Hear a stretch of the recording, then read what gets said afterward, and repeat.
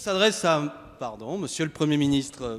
Depuis votre arrivée, le SMIC n'a pas été revalorisé. Le gel du point d'indice des fonctionnaires a été maintenu.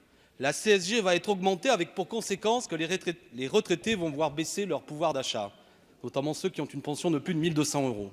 Surtout, une annonce de votre gouvernement a dernièrement choqué profondément le pays. Vous prévoyez, à partir du 1er octobre, de baisser de 5 euros par mois le montant des allocations logement.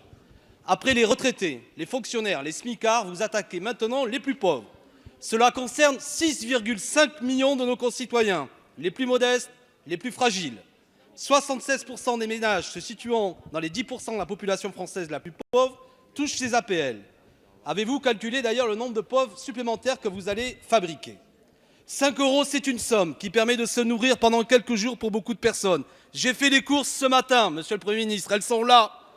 Et voilà ce que vous supprimez tous les mois par les plus démunis.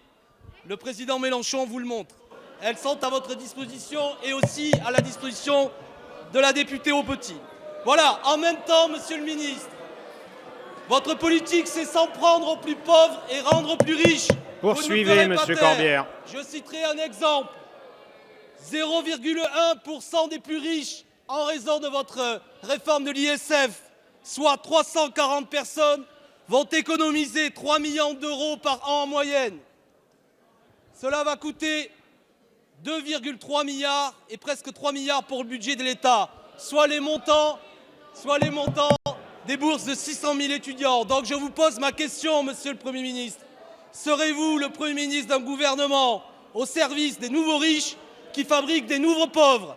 Quant aux commissions pour 5 euros, elles sont à votre disposition. Merci, Monsieur Corbière. La parole est à Monsieur le